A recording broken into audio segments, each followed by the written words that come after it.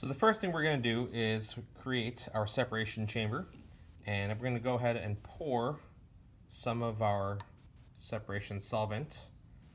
It's prescribed 3 milliliters, but 3 milliliters, 4 milliliters doesn't change too much the outcome, as long as you have enough. Next, we're going to use what's called Parafilm to cover the beakers so that the solvent doesn't evaporate too quickly. So Parafilm is this neat, waxy, thin, kind of rubbery paper. It's not unlike Saran wrap, but it's a lot thicker, it's more durable, it's not as see-through. And we're going to kind of stretch it over the top.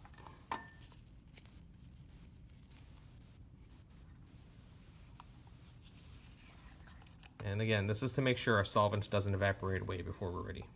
So I'm going to go ahead and do this to the other one as well. Next, we're going to prepare our silica gels. And what I'm going to do is make a 1 centimeter mark in pencil. It's important that we're using pencil because if we were using pen, the pigments in the pen would actually interfere. I'm going to very lightly draw a reference line on our silica gel, 1 centimeter from the edge. And we're going to go ahead and do that to the second one as well.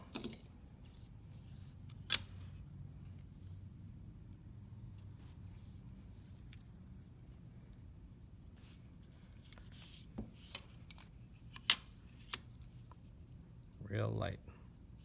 We don't want to score the silica gel and make a divot or a scratch. Next, I'm going to mark my silica gels, and since I have 2 gels and I have 6 samples that I'm going to test, I'm going to make a light number and I'm going to spread them out so that each gel is going to have 3 pigment spots. The 6th one is our unknown mixture, so I'm just going to put a U. So now we're going to spot these. So pigment 1 is known as methylene blue, and so I've taken a small capillary tube. I'm going to use this to make our spot, and I'm just going to touch it real light, and I'm going to do it twice. I don't want to make it too big because I don't want it to spread out too much. And these dyes are really concentrated, so we don't need that much. Moving on to number 2, which is known as Safranin. Going to do the same thing.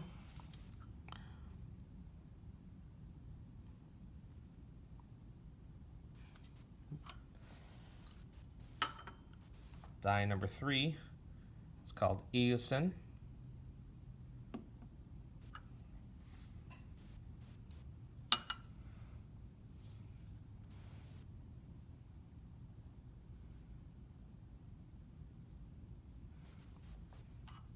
Okay, so that's my first gel. Let's go ahead and do the second one. Dye number 4 is called Fluorescent.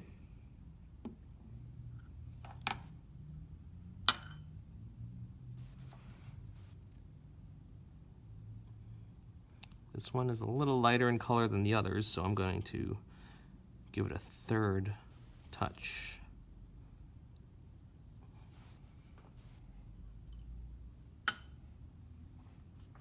Dye number 5 is called Fast Green. Boy, no foreshadowing there.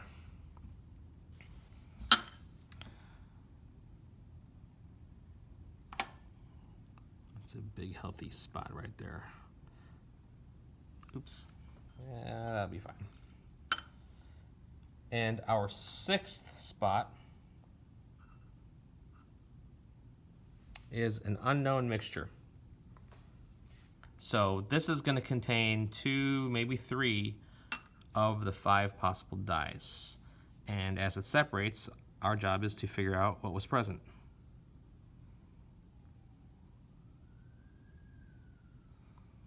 And being that this is our unknown, I'm going to give it 3 touches just so it's pretty clear. All right, so we've spotted our gels, and now we're going to place them in our chromatography beakers. I'm going to go ahead and open these up, and we're going to stand these up.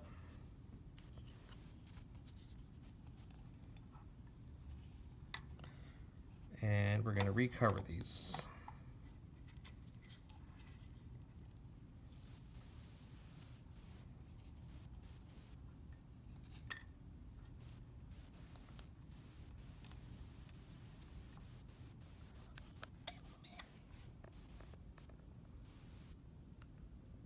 Now, it's important that we don't use too much solvent because we didn't want the liquid to be higher than the level of the actual pigments. If that happened, then the experiment would be ruined. The dyes would go every which way. This way, the dye, which is traveling up the silica gel, traveling in only one direction, is able to pull the pigments that are attracted to it in the same direction, and thus we could see our separation.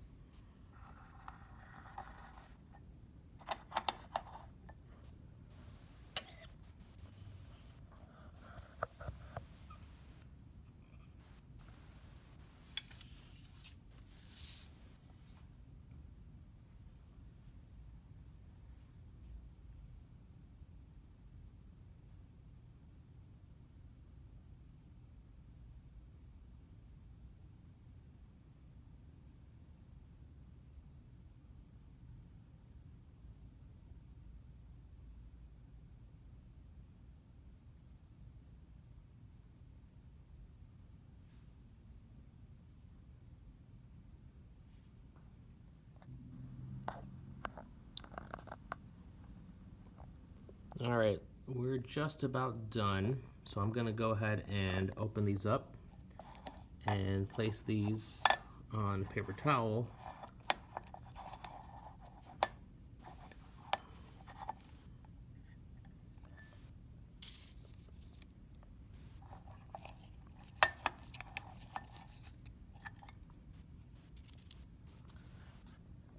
And before it gets totally dry, I'm just gonna lightly mark where the edge of the solvent front is. This is going to be our reference point for later on.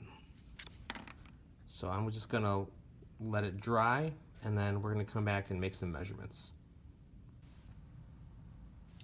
So the gels are pretty much dry, and I'm gonna go ahead and measure the distances that I see.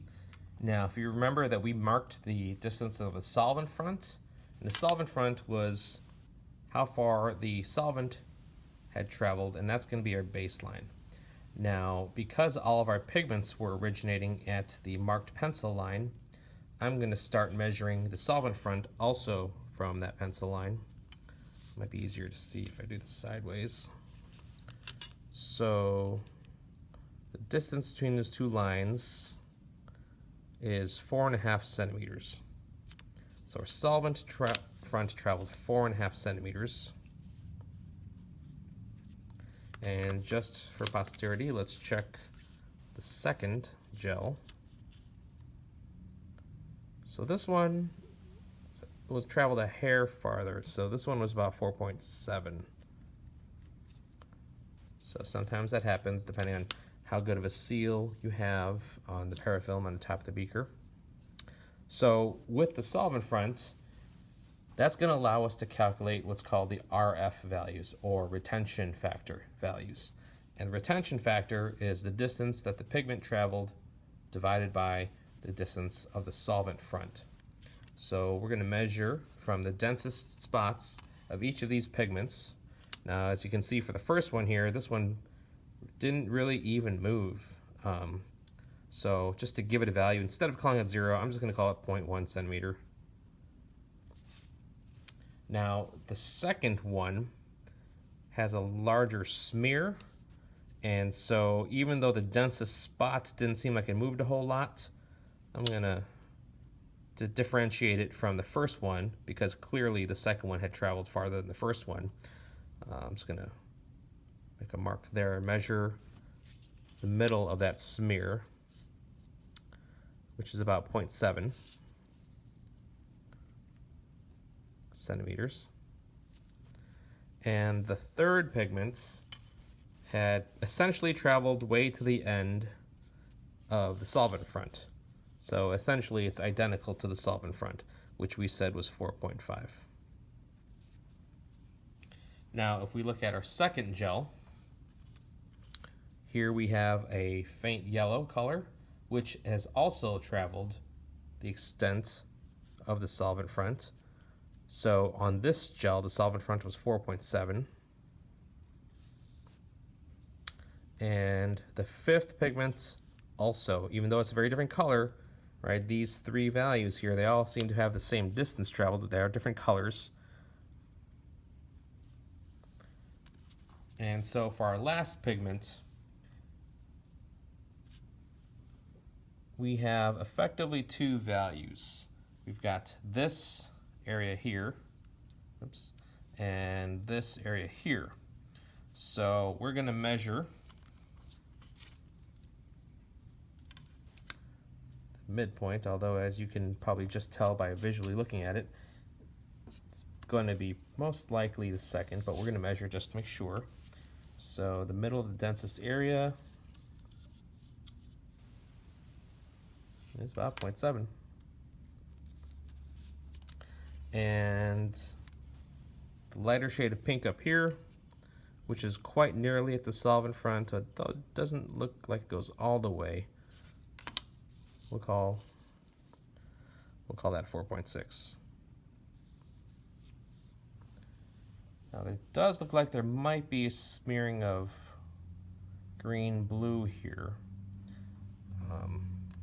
which, based on our previous values, doesn't really match pigment 5, because if it were pigment 5, we would see some green blues up here near the top, but we don't see them here. So not quite sure what that is. It is possible it's part of the first pigment, which might help explain the very, very dark, I even see hues of blue here. So if there are hues of blue, they're only here, and if they are only here, then they're also right at the start. So we'll call that 0.1 centimeters, maybe centimeters.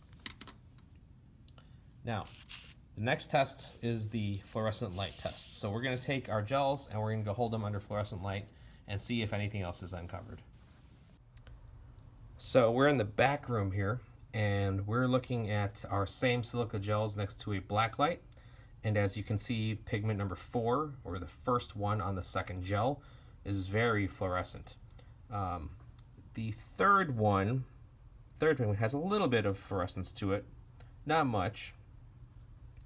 And the unknown, our sixth value, there is a little bit of fluorescence, and it's near the top. So that would seem to be consistent with pigment number 3.